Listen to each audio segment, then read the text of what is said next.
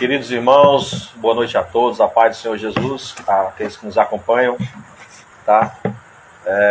Me encontro aqui na casa do nosso pastor Álvaro Manuel, hoje pastor da Igreja Cristã Gileade, na Parangaba. Antes de começar aqui o bate-papo gostoso aqui com o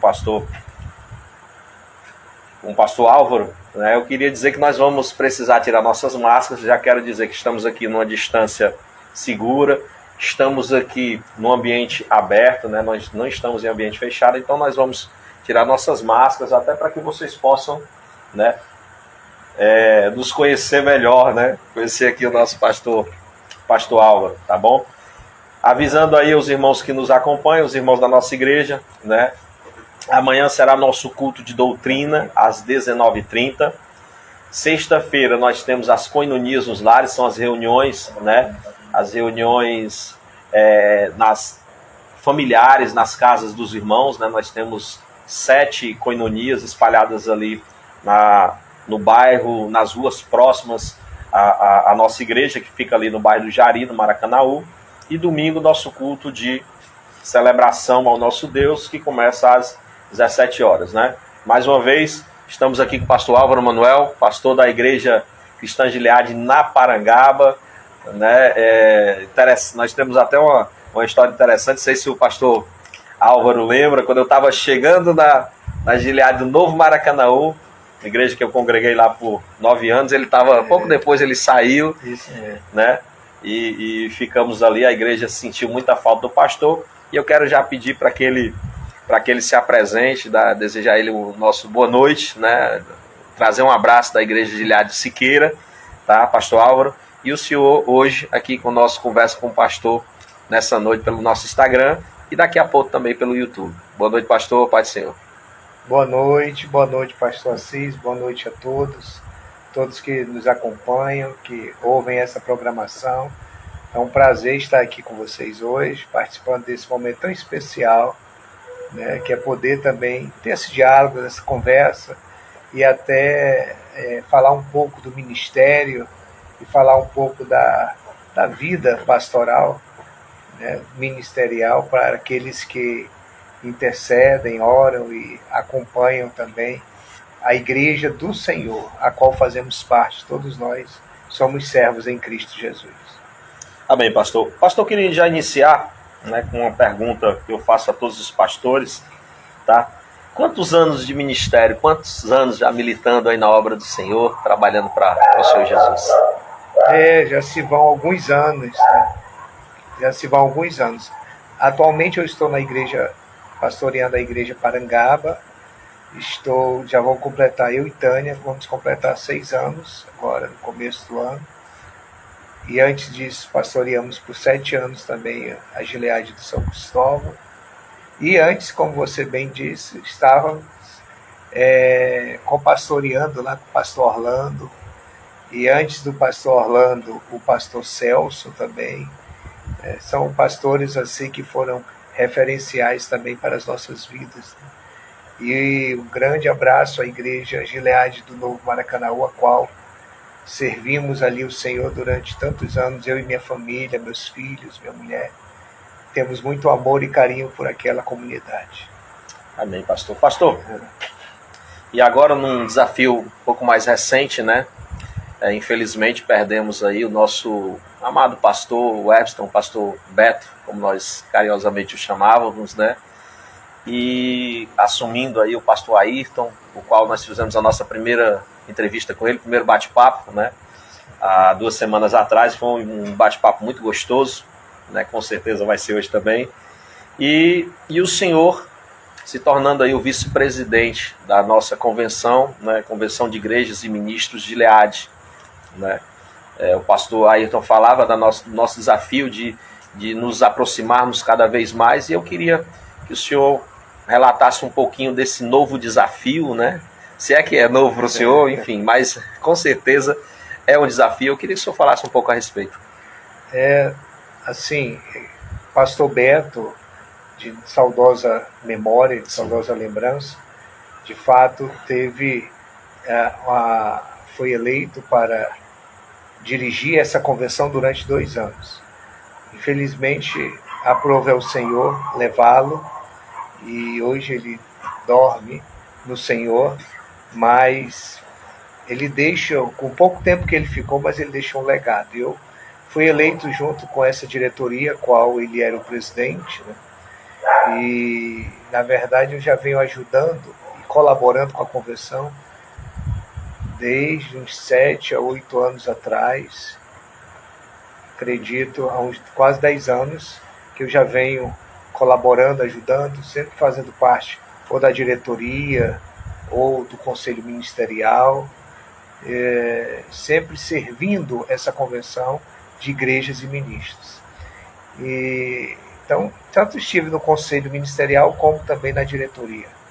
Agora, com a vacância do cargo de presidente, que foi preenchida pelo pastor Ayrton, que era o vice-presidente, eu fui escolhido pelo conselho ministerial como primeiro secretário para ocupar a vice-presidência. Então, para mim, é uma honra e, ao mesmo tempo, um desafio, né? Ter que colaborar e ajudar o pastor Ayrton, juntamente com todos os pastores que fazem parte desse colegiado, e focar e ter, de fato, esse amor para com toda a convenção, né? Hoje temos aí mais de 50 igrejas, e entre igrejas e congregações, mas, de fato, a unidade sempre foi a primazia na nossa diretriz, né? Desde a primeira presidência, sempre tentamos trabalhar muito a questão da unidade da nossa convenção, da qual não é feita somente pela diretoria, pelo conselho ou pela comissão de contas, é feita por todos os pastores, é feita por todas as igrejas que têm essa missão de juntos carregarmos a bandeira do Evangelho e trabalharmos em prol do crescimento do reino de Deus, né? Sempre o reino de Deus, sempre buscando o reino de Deus. E a unidade, como diz o pastor Ayrton, nosso presidente, é de fato uma primazia e deve ser buscado constantemente na nossa convenção. Amém, pastor. Falamos um pouquinho a respeito da sua condição hoje como pastor, né, da Igreja de Idade Parangaba e como talvez presidente da nossa CIMING, da nossa convenção, mas eu queria agora explorar um pouquinho da sua vida, se o senhor me permite, né? Eu queria lhe perguntar a respeito do seu testemunho de vida, pastor. O senhor nasceu em lar cristão, evangélico, ou o senhor teve uma conversão, né, em algum período da sua vida? Eu queria que o senhor falasse um pouquinho como é que o senhor teve esse encontro com o Senhor Jesus. É interessante esse meu testemunho, porque eu não nasci no lar cristão, nasci no lar católico. Cristão, mas católico. Não evangélico, né? Eu nasci no lar cristão, mas em um lar católico. Meus pais eram católicos, e então, assim, eu cresci sempre com esse rigor, né? Só que desde a infância é interessante, porque os meus pais iam para a igreja católica e me deixavam na minha avó, que era evangélica, protestante, para que eu fosse com ela para a igreja evangélica. Que coisa então, maravilhosa. Os meus pais iam para a igreja católica e eu, né, ia para a igreja evangélica. Então, desde criança, eu fui criado na igreja, com cheiro de igreja, com cheiro de ovelha, dormindo, deitando naquele tapete do domingo na igreja, né, na Assembleia de Deus em Manaus. Eu não sou de Fortaleza, eu sou manauara. Então, cresci na igreja e assim, na escola bíblica sempre pela manhã na Assembleia de Deus, e tive essa educação e esse ensinamento na igreja evangélica. Aí na adolescência, meus pais vieram para Fortaleza, se mudaram para Fortaleza, e assim eu tive também um tempo, né? Tivemos assim um tempo que eu fiquei distanciado do Senhor, mas me reconciliei, digamos assim, inclusive na Assembleia de Deus ainda, né? Sempre adolescente, na época em que nós íamos para as igrejas, para os cultos de mocidade, que funcionavam aos sábados, aí aquele monte de jovens, 30, 40 jovens, né? Dia de sábado. E assim, ali era, como eu tinha essa raiz, né, pentecostal, então sempre me mantive na Assembleia. Até que, voltando um pouco antes, quando nós chegamos em Fortaleza, a primeira igreja que eu frequentei foi a Igreja Betesda. A Igreja Betesda. Isso nós estamos falando de uns 30 anos atrás, 35 anos atrás. A Igreja Betesda, que ficava ali na Gerardo Basto, na Aldeota. Nós nos mudamos para Fortaleza, eu estudava no Santo Inácio e morávamos ali na Antônio Salles, ali próximo da igreja. Então, meus pais me deixavam, como era de costume, lá na igreja, eles iam para a igreja católica e me deixavam lá na Gilead Betesda, Gerardo Basto. Foi quando, isso já na minha adolescência, já morava aqui, e aí foi o primeiro contato que eu tive com a Gilead no Brasil, em Fortaleza, Gilead.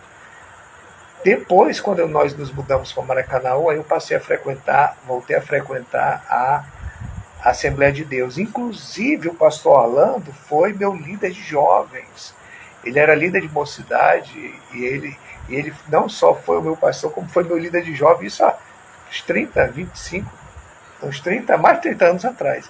O pastor Orlando hoje tem mais uns 50 anos de ministério de caminhada. Só dizer aqui, bem rapidinho. O pastor Orlando é o pastor, né, da Gilead, lá do Novo Maracanã. Para quem não conhece, é o pastor Orlando. O pastor Orlando.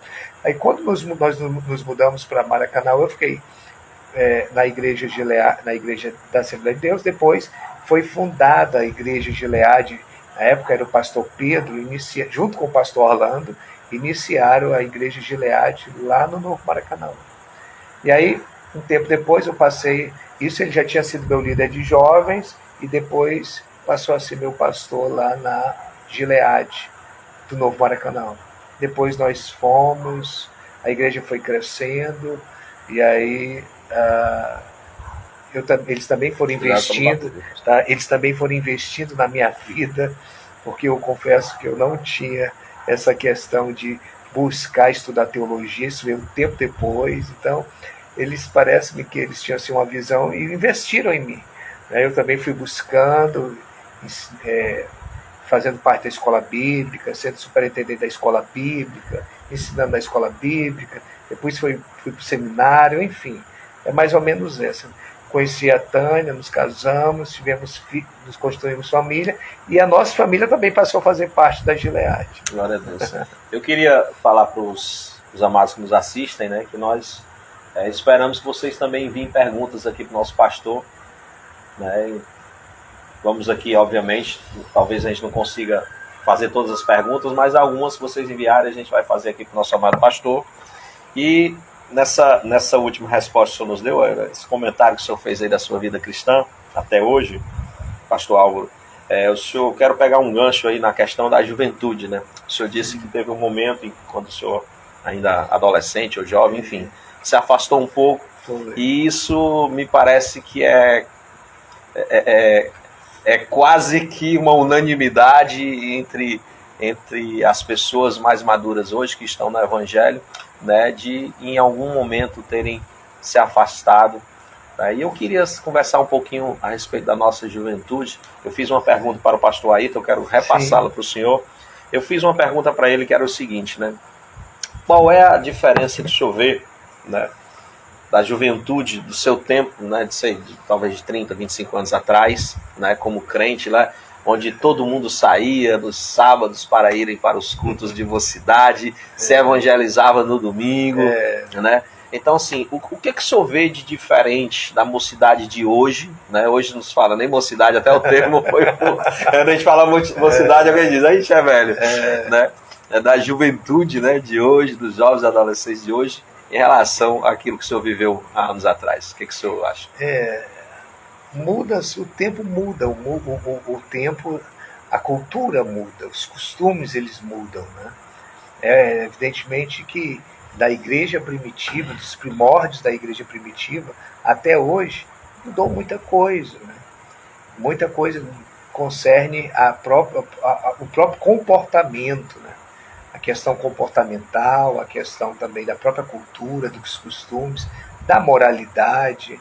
Então, é evidente que eu estou falando de 2 décadas e meia atrás. Aí você imagina aí 50 décadas, 3 décadas, 1 milênio, 2 milênios. Então, as coisas mudam, isso é natural. O meu neto, por exemplo, ele já tem uma certa autonomia que eu não tive. Assim foram os meus filhos. E o que eu vejo hoje é que a nossa juventude, claro, eu não posso querer que ela seja igual à nossa, da nossa Sim. época, né? Mas, de fato, eu vejo uma diferença brutal, né? Principalmente no que concerne a questão realmente eu diria, do respeito, né, do compromisso, da honra, da busca. Lembro-me que eu falei isso uma vez quando nós fizemos lá na nossa igreja uma entrevista. Lembro-me que na nossa época nós tínhamos prazer em participar de vigílias, nós buscávamos o batismo com o Espírito Santo, nós tínhamos temor, de fato, tínhamos temor à obra do Senhor, à palavra de Deus.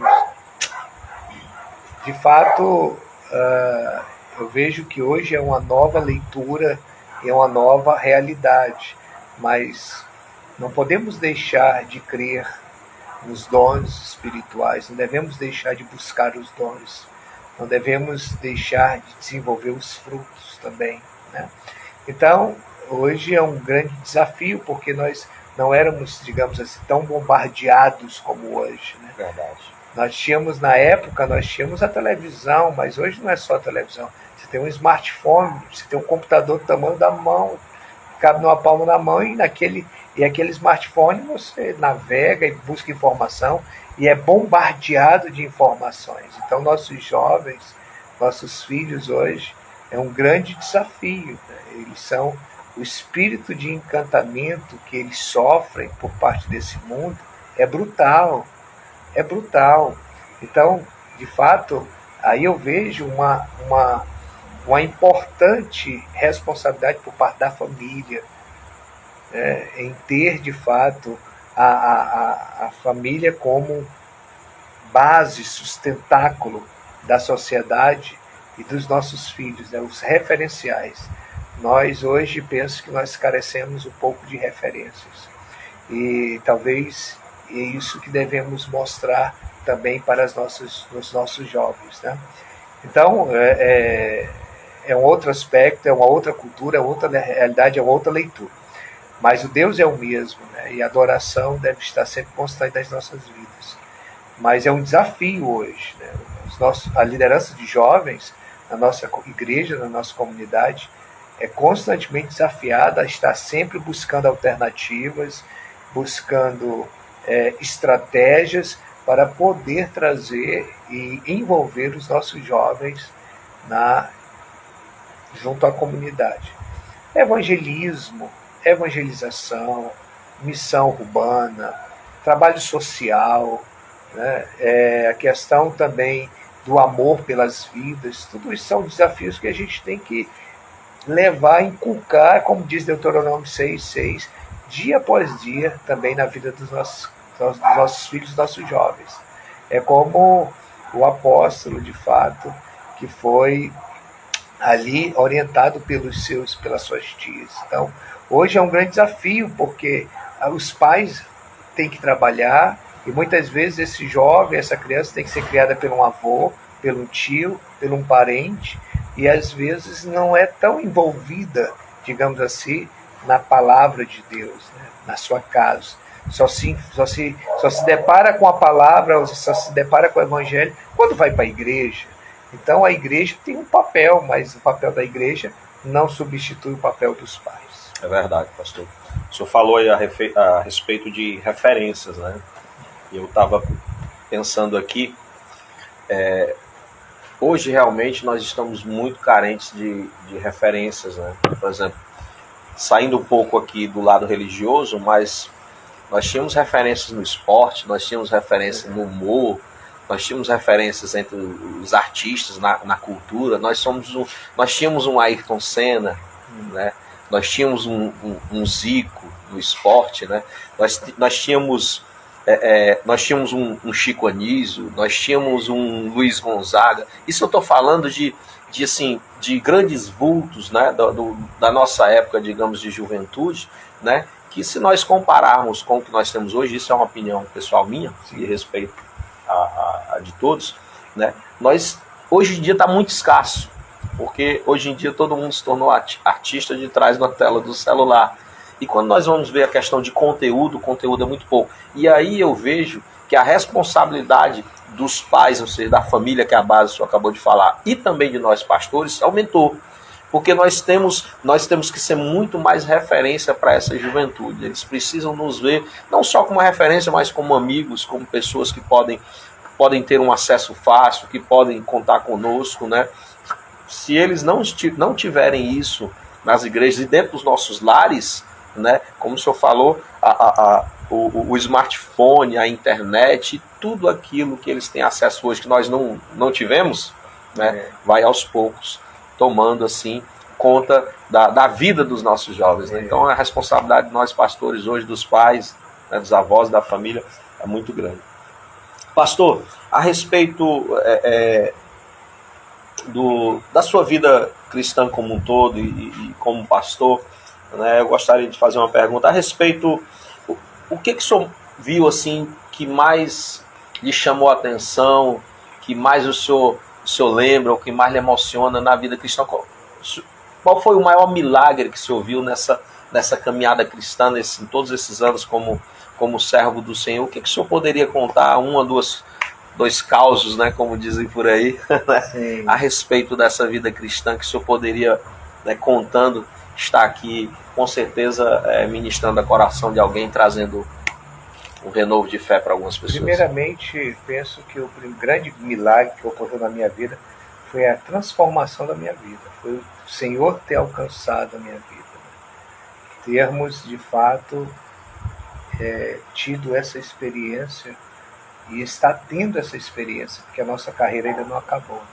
Eu peço todos os dias para que eu possa realmente combater um bom combate, né? Estamos combatendo, né? Estamos combatendo. Todos os dias nós estamos combatendo um bom combate.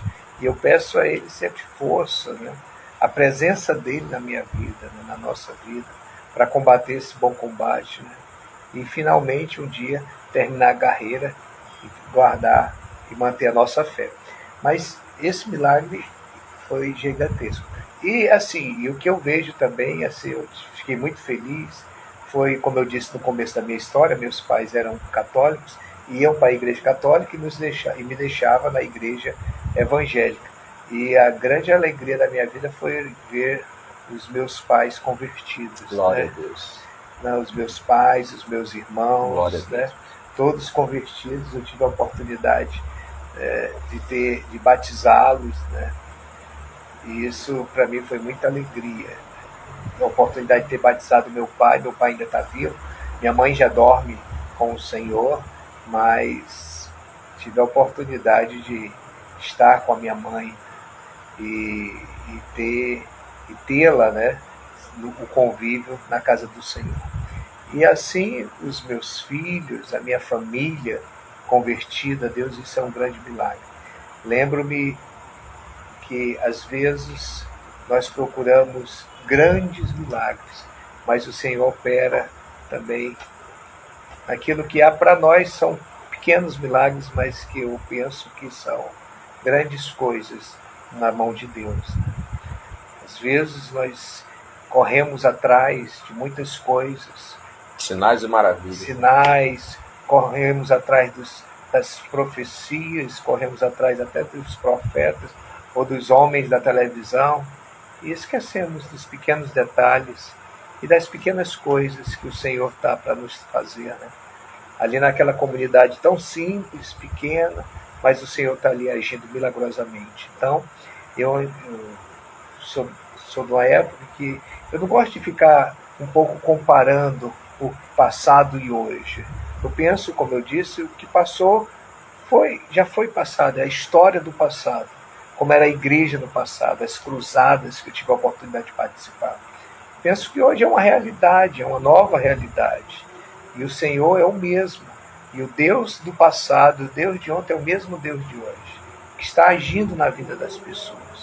E que tem provado isso, né, nesses 2 anos que nós estamos vivendo aí, esse momento difícil, mas que o Senhor está trabalhando, né? E infelizmente eu vejo que algumas pessoas não continuaram na caminhada, isso me entristece. Você pergunta qual é a maior alegria?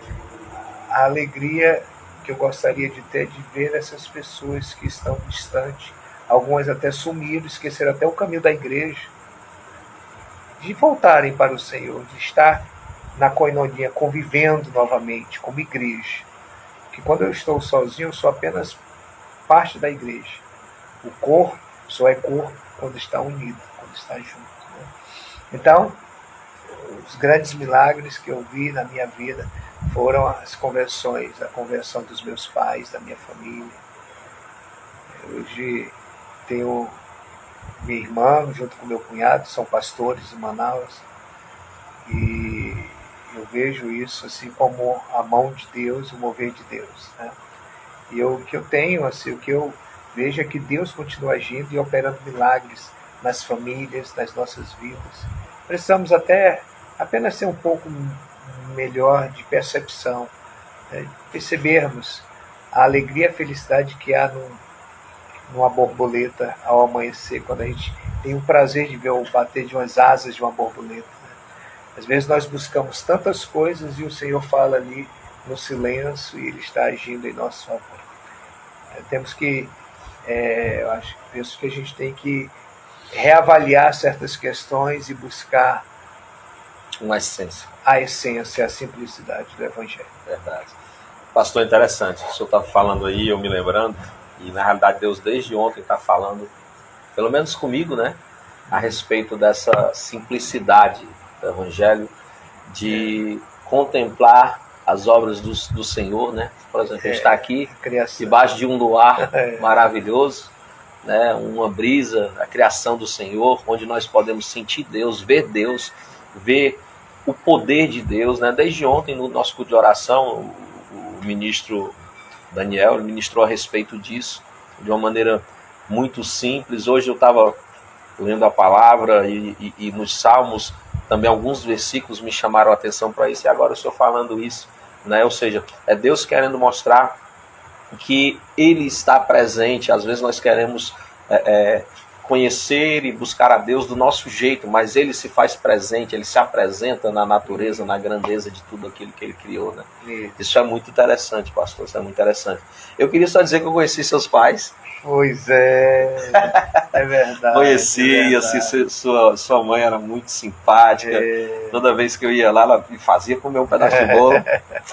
E eu tive o prazer de discipular seu pai. Que mesmo, pois é. Tive o prazer de discipulá-lo. Eu tive o prazer de batizá-lo junto com o pastor Orlando. Pois é. Então, eu não estou bem lembrado, mas provavelmente eu estava presente também lá. Né? Então foi uma grande bênção, né, de acompanhar a sua família. Glória a Deus. Aos pais do Senhor. E a minha mãe sempre gostava muito, sempre falava muito sobre, às vezes ela esquecia o teu nome, e aí ela falava assim, é aquele do cabeça branca. Olha aí, você não sabia dessa. Eu já não sabia, não. É aquele. Ela era muito simpática, ela terminava o culto, às vezes eu estava ministrando, ela vinha me dar um abraço, ela gostava simpática. muito dos seus sermões. Maravilhosa. Pastor,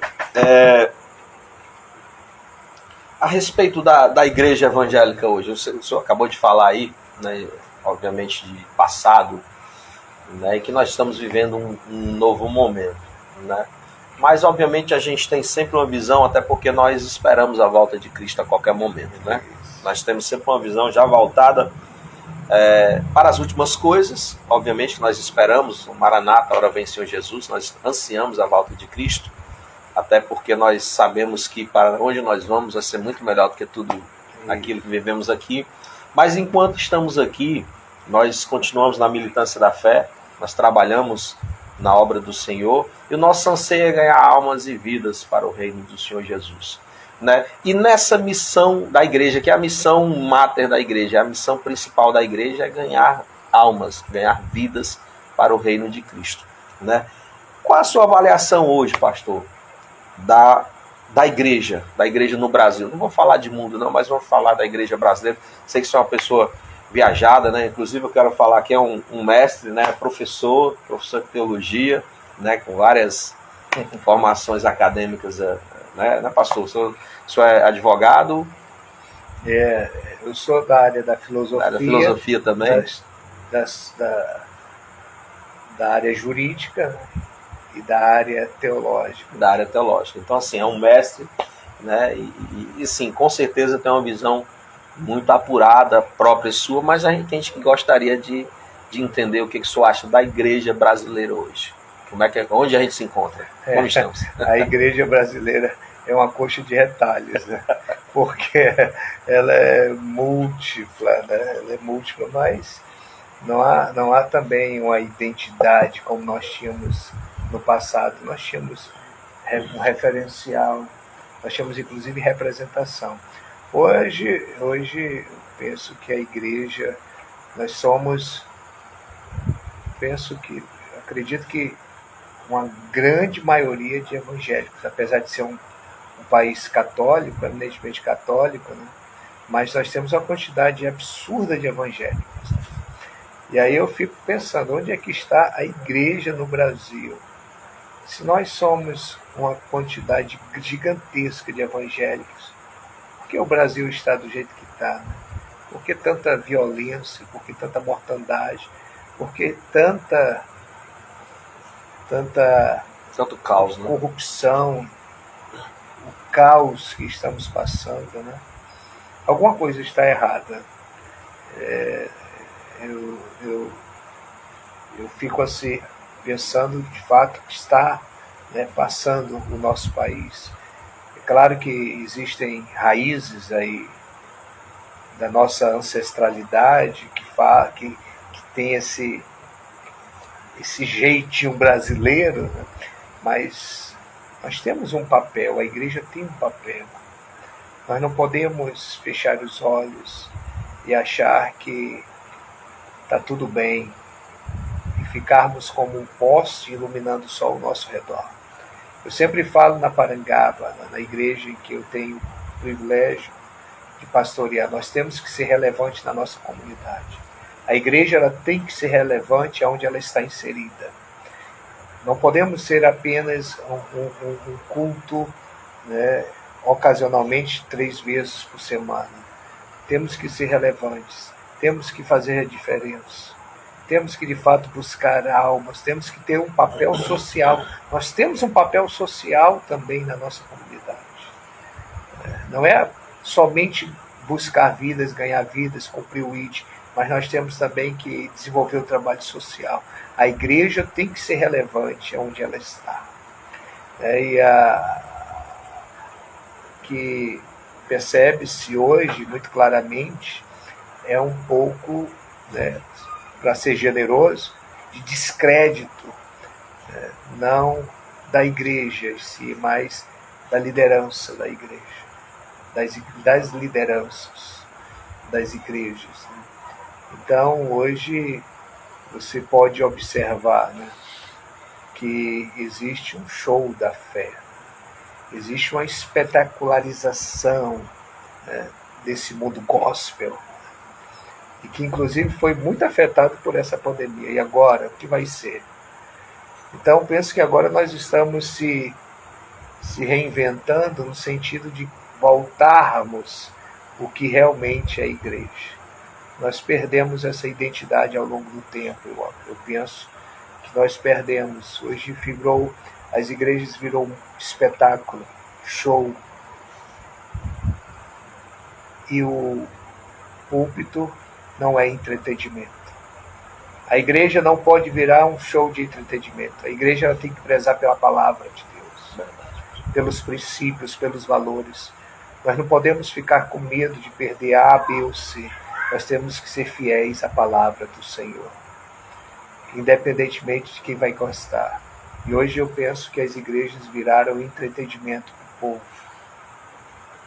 Isso não pode acontecer. A igreja não é entretenimento. O púlpito não é entretenimento. Então nós não temos que prender as pessoas. As pessoas têm que estar na igreja por causa do Senhor. Então isso tem que ser reavaliado. Eu acho que o Senhor tem providenciado isso, e ao longo desses 2 anos isso tem mudado um pouco, né? Então que a gente possa de fato voltar à essência e pregar essa essência para as pessoas não serem enganadas, para saberem realmente que elas devem estar na videira verdadeira, que é Cristo Jesus. E que existe céu, mas existe inferno também, né? Exatamente. O pastor falou uma coisa interessante, eu já ia lhe fazer essa pergunta. Qual o papel da pandemia no nosso meio, né? No meio cristão, somente no meio cristão evangélico, nesses 2 últimos anos, pastor? É isso, né? A pandemia foi permissão do Senhor, né? Foi permissão de Deus. Não podemos desacreditar a ciência, porque até a ciência é criação de Deus. Né? Tudo é criação do Senhor. O homem não descobre nada. O homem não cria nada. Ele apenas descobre o que já está posto, o que já foi criado por Deus, né? Então a ciência, evidentemente, está para nos ajudar. E eu penso que essa permissão do Senhor foi para que nós pudéssemos, de fato, voltar à essência, né? E entendermos, né, a essência da igreja, a essência da palavra. Eu penso que, infelizmente, para alguns foi o fim da picada, né? Alguns, infelizmente, não permaneceram no caminho. Nós estamos aqui como num caminho, deserto da vida. Alguns vão continuar, outros vão ficar pelo caminho, infelizmente. Mas nós temos que estar focados para o alvo, que é Cristo, né? E o nosso alvo é Cristo. Tivemos que nos reinventar de diversas formas. A mídia é um exemplo disso, né? O que vocês estão fazendo aqui é um exemplo de uma readaptação, digamos assim, do contexto pandemia e pós-pandemia, e penso até que isso vai ficar e até saudável, né? Mas não podemos achar que as pessoas vão ficar nas suas casas também e continuar assim. Nós não podemos aceitar que as pessoas fiquem participando da ceia pela internet. Verdade. Né? Não podemos aceitar isso, né? Isso não faz parte do princípio da igreja. Então, a pandemia vai passar, e ainda que ela não passe agora, mas nós temos que entender que a igreja do Senhor, ela permanecerá. Ela nasceu para se reunir, né? Para se reunir. O próprio termo igreja ou eclésia, né? Isso. Fala de pessoas que saíram para se reunir em um determinado lugar, né? Um termo Isso. grego, onde as pessoas saíram de suas casas, não era usado como de uma maneira religiosa, porque eles saíam para se reunir nas praças para discutir algo, ou seja, para fazer algo em comum, né? O termo grego. Então, assim, sair de casa, ou seja, sair de casa para se reunir na igreja, se reunir no corpo de Cristo, porque é lá que nós ceiamos, é lá que nós convivemos com o irmão, é lá que ouvimos a palavra, é lá que oramos juntos, choramos juntos, nos alegramos juntos, né? Então, assim, não tem como ser igreja simplesmente ficando em casa, né? Esse momento pandemia e até pós-pandemia, onde nós estamos aproveitando as redes sociais para alcançar aqueles que estão em casa e não podem, né, estar vindo à igreja por um determinado motivo. Mas no momento, e aí é um recado que eu dou para você que me assiste aí, ou vai assistir daqui a alguns dias, não sei, mas é que você precisa sair da sua casa e ir para a sua igreja. Ou se você ainda está frequentando só pelas redes sociais, você precisa... eu já me converti, alguma coisa assim. Se você se converteu, se você quer ter comunhão com Cristo, você precisa ter comunhão com a igreja, né? Nós só vamos ter comunhão verdadeira com o Senhor tendo comunhão com a igreja do Senhor, porque a igreja do Senhor é o corpo de Cristo. Então saia da sua casa, e vá adorar no templo, vá conhecer os seus irmãos, vá conhecer a família espiritual que Deus preparou para a sua vida, tá certo? É um recado nosso aqui que cabe nesse momento, né? Pastor Álvaro, dentro da sua vida cristã, eu costumo, né, falar a respeito do meu ministério e obviamente minha esposa ela tem um papel fundamental nisso, né? Vamos dar aqui a vez às esposas e depois a gente vai marcar com certeza talvez até para a gente fazer um bate-papo, né, com o casal, né? E as esposas de pastores, elas têm um papel fundamental, né? Eu costumo dizer que a minha pastora é minha esposa, porque é a ela que eu recorro quando o ministério, né, em algum momento nos aperta, nos aflige, se é que eu posso usar essa palavra, mas o senhor sabe que nós sofremos pelo ministério, né? Nós amamos e porque amamos, sofremos. Assim como Cristo teve que sofrer por nós, nós também, de alguma forma, acabamos em algum determinado momento sofremos, mas não que o mundo, né, do pastor seja sofrimento, não. É porque nós queremos o melhor para a igreja, assim como queremos o melhor para os nossos filhos, né? Nós temos essa responsabilidade de levar o povo ao conhecimento de Cristo e entregar para Cristo, né? E as esposas têm um papel muito importante, porque muitas vezes elas recebem também essa mesma carga ministerial, mesmo muitas vezes não sendo pastoras. Eu queria que o senhor falasse um pouco do papel da sua esposa e do papel das mulheres na vida dos pastores, né? Quando nós somos convidados a pastorear, quando eu fui convidado a assumir uma comunidade, uma igreja, lembro-me que eu fui desafiado, na época, pelo pastor presidente, então, até o pastor Célio, Né? E fui chamado eu e a minha esposa. Então, assim, a esposa, ela tem um papel fundamental no ministério.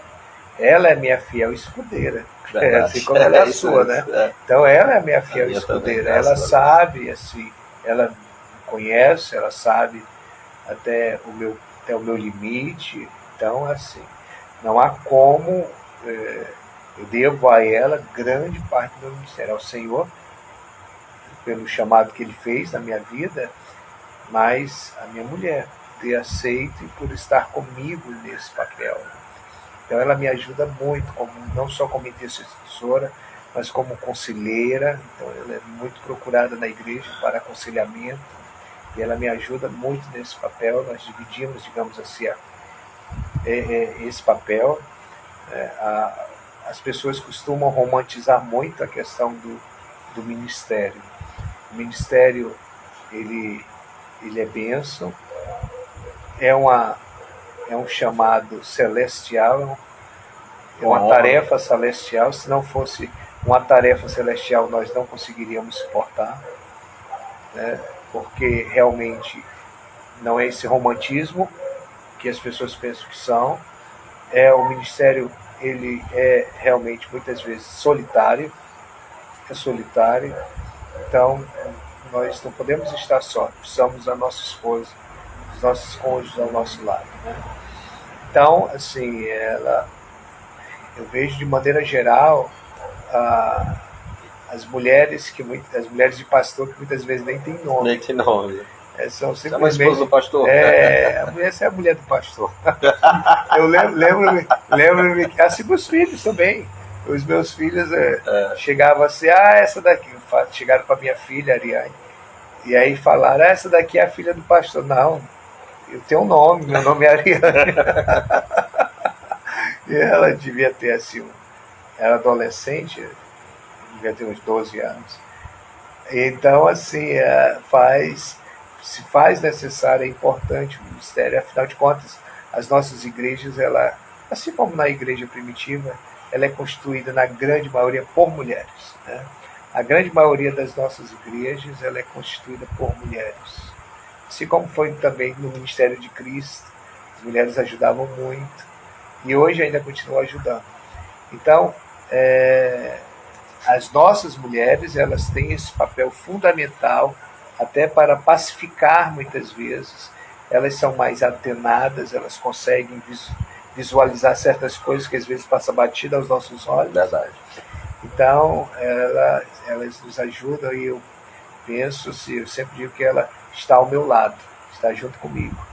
E eu sempre busco honrá-la, né, no ministério. Então, graças a Deus por todas as mulheres dos pastores que muitas vezes ficam assim na obscuridade, não tem refletor, mas elas estão ali. Verdade.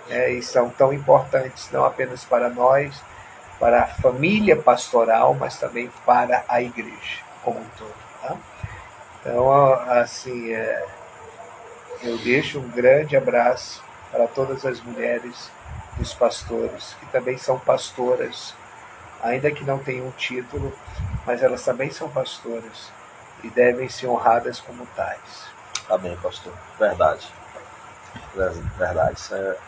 Realmente, se não fosse a minha mulher, tem muita coisa que ela resolve, quando eu vou saber já está resolvido. Isso mesmo. Né? Às vezes, sem a gente saber, nos bastidores, elas fazem esse trabalho maravilhoso, né?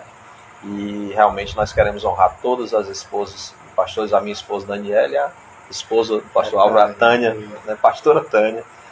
Tá bom? Pastor, na realidade eu deveria ter feito essa pergunta um pouquinho antes, né? Mas eu vou fazer agora. A gente já está se aproximando aí, acho que faltam uns 10 minutos ainda, né? Então a gente vai, daqui a pouco, fazer as considerações finais, pedir para que o pastor ore por todos nós, né? Na realidade era para não ter começado com oração, acabei que... Mas o Senhor com certeza está conosco, porque estamos falando das coisas belas do Senhor, tá? Pastor, em que momento, qual foi o momento que o senhor entendeu de Deus o chamado para a sua vida, o chamado pastoral? Que momento, assim, Deus quer que eu costumo dizer que o chamado, como eu disse agora, o chamado, nós não escolhemos, nós simplesmente atendemos. Né? Nós atendemos o chamado que é feito do Senhor. E eu confesso que eu não tinha a menor perspectiva nesse sentido, eu não tinha a menor intenção de pastorear, nem de ser pastor algum dia. Eu não era essa a minha intenção. Eu jovem, eu terminei minha primeira graduação aos 20 anos, aos 17 anos eu entrei e fui estudar. Então eu sempre fui voltado para o estudo, para a pesquisa, né? Então, aos 17 anos eu entrei, terminei a primeira graduação há 25 anos atrás, quase 30 anos atrás, foi processamento de dados. Na época era ciência da computação, processamento de dados.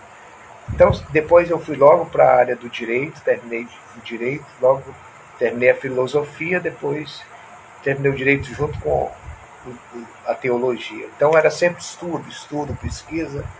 A minha pós-graduação, meu mestrado, meu doutoramento é na área da educação e na área da filosofia do direito. Então sempre foi isso. Então, para mim, eu gostava era de ensinar, porque sempre foi a área do ensino, né? Sou filho de professor, neto de professor, então sempre gostei do ensino. A cátedra, né, para mim, sempre foi interessante, ou no curso de capacitação, ou na faculdade, ou no seminário. Aí então fui convidado sempre para poder ensinar. Mas, na verdade, antes de ensinar, eu amava, irmão. Sabe o que eu gostava?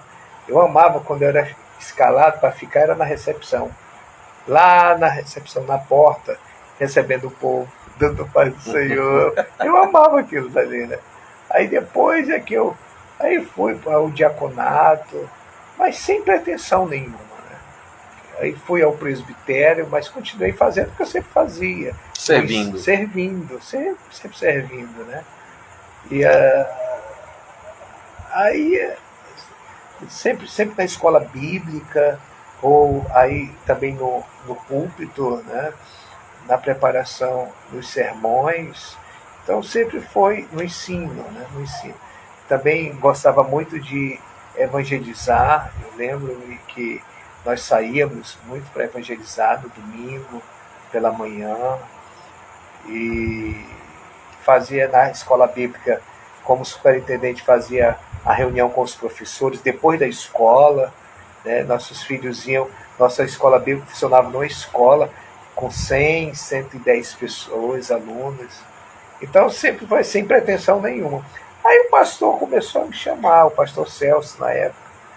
E aí venha, fica aqui comigo, sobe no púlpito, esteja aqui, fica do meu lado, me incentivando, foi pro seminário, aí ele me levava, passava lá em casa, mas pastor, eu já passo a semana trabalhando, estudando, fazia a faculdade de Direito na época.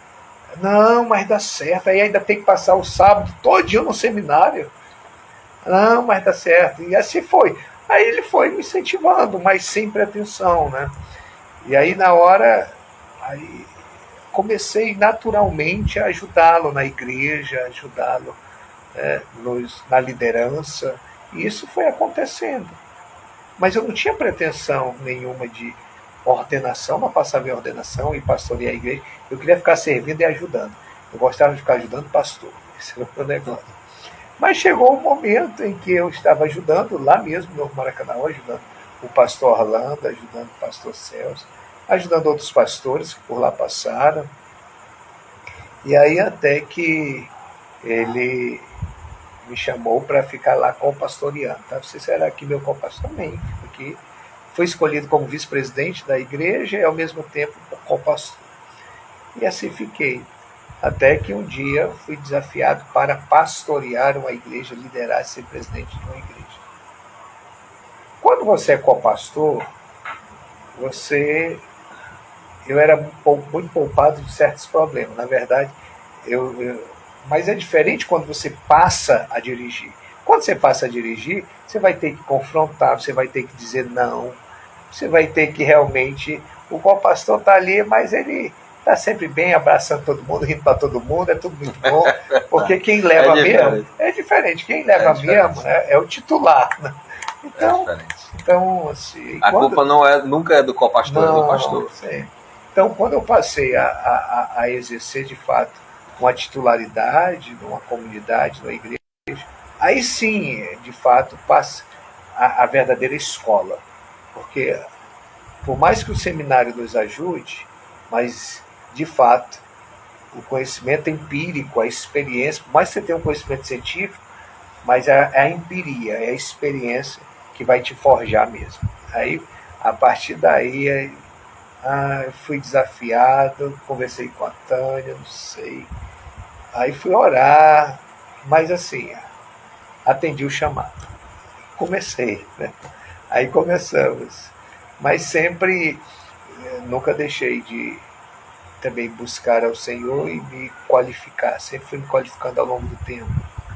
Até pela questão também secular, né? Da universidade, da pesquisa e do meu trabalho secular. Eu sempre fui um pastor bivocacionado, eu nunca fui em tempo integral. Certo. E eu sempre indico aos pastores, aqueles que querem, que almejam o episcopado, eu sempre falo, já falei isso na convenção. Eu lembro disso. Já falei isso na convenção, aqueles que almejam o episcopado, que é bênção de Deus, procure sempre se qualificar e ter uma profissão secular. Não dependa somente da igreja. Sempre falo isso.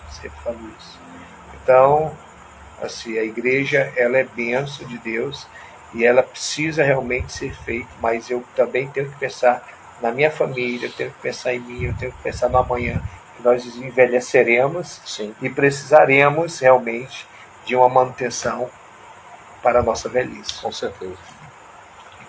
Acho que a gente está chegando no finalzinho, eu vou fazer uma última pergunta, as considerações. Na realidade, a gente gostaria de perguntar muito mais, mas existe um tempo. O que um pastor não pode deixar de ter? Qual é o maior predicado de um pastor, na sua visão? O pastor, ele nunca deve perder a dependência no Senhor.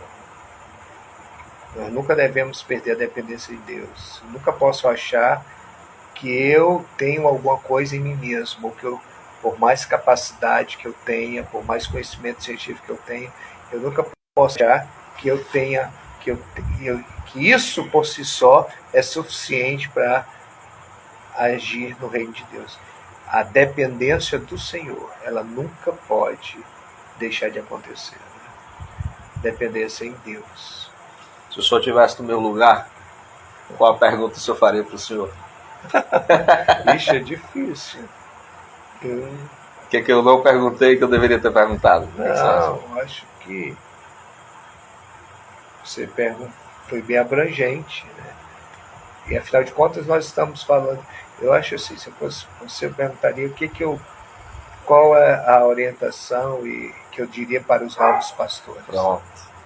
Responda. O que eu diria para aqueles que almejam o episcopado, para aqueles que estão.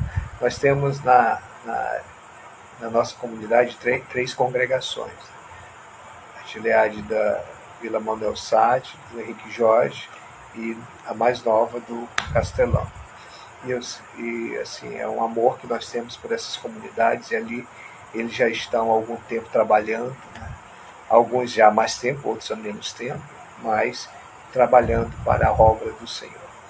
E o que eu falo sempre para aqueles que estão iniciando é isso: nunca deixe de depender do Senhor. Aliás, a gente só aprende a depender do Senhor mesmo quando já vai para o arado e começa a assumir uma comunidade dessa. A gente aprende a depender mais de Deus. Glória a Deus, pastor. Glória a Deus. Queria que o senhor fizesse as suas considerações finais. Desde já eu quero agradecer o pastor Álvaro por ter nos recebido aqui na sua residência, né? A pastora Tânia também, gentilmente nos recebeu, nos acolheu. Estamos muito à vontade aqui. Quero já agradecer, pastor, dizer pela minha admiração pelo senhor, pela sua vida. Eu sempre soube dessa sua maneira de realmente de pesquisador que é, de mestre que é. Então quero aqui dizer o quanto admiro, né, o senhor, a honra de ter passado na mesma igreja que eu sou pastor, né? E agora juntos, né, militando aí na obra de Deus como pastores da mesma convenção, né? Eu vou dizer para o vice-presidente, que eu já falei para o presidente: conte comigo. Amém. Né? A minha fidelidade à convenção, à Gileade, a Deus principalmente, mas obviamente a minha submissão à nossa convenção. Conte comigo, e eu gostaria que o senhor fizesse suas considerações finais antes de nós orarmos. Amém. É como já foi dito aqui no decorrer da nossa conversa, que também eu agradeço a vocês, agradeço a Gileade do Siqueira, a qual também tem uma história ali naquela igreja. Lembro-me que era convidado pelo pastor Marcos Sérgio para ir dar aulas, ensinar lá no seminário. Alguns irmãos que lá fazem parte também foram meus alunos no seminário, e eu fico muito feliz por saber que a igreja também está sendo conduzida por um homem, por uma mulher de Deus, né? E que você também, o Senhor possa continuar te abençoando, abençoando aquela comunidade, e sejam relevantes aonde vocês estão, né? E muito obrigado por tudo, um grande abraço a todos, e lembrem sempre, né, da cruz. É um relacionamento vertical, mas também um relacionamento horizontal. Não há como termos um relacionamento com Deus sem termos um relacionamento entre nossos irmãos. Amém. Amém. Está vindo chuva aí, a gente dá tempo para orar? Vamos orar, pastor. Queria que o senhor orasse por nós, abençoando cada um de nós e aqueles que nos assistem. Amém. Glória a Deus. Senhor, nós te agradecemos por esse momento, pela vida dos teus filhos, por esse canal, por essa igreja. Obrigado, pela vida do pastor Assis, sua esposa, sua família, os irmãos que aqui se encontram. Senhor Deus, que tu continue estendendo tuas mãos sobre aquela comunidade. Que o Senhor continue derramando o teu bálsamo, muito obrigado, a tua Shekinah sobre aquele lugar. Que ali, Senhor Deus, possam serem um canal de bênção, aquela igreja ser um canal de bênção naquele lugar.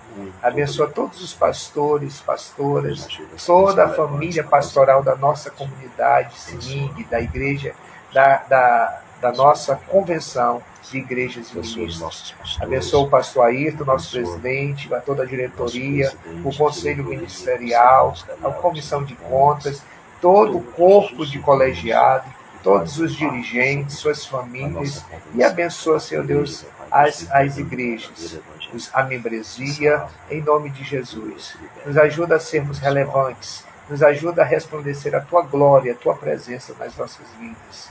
Assim, Senhor, muito obrigado por tudo, por essa noite de hoje, por essa semana que ainda prossegue e pela Tua presença nas nossas vidas. Assim eu abençoo em nome do Pai, do Filho e do Espírito Santo. Amém. Amém. Queridos, uma boa noite, que Deus abençoe a todos e até o nosso próximo encontro na próxima quarta-feira, né? Com conversa com o pastor, surpresa ainda, iremos divulgar durante a semana, tá? Então que Deus abençoe grandemente vocês, um abraço no coração, em nome de Jesus, Deus abençoe. Amém? Amém. Tchau.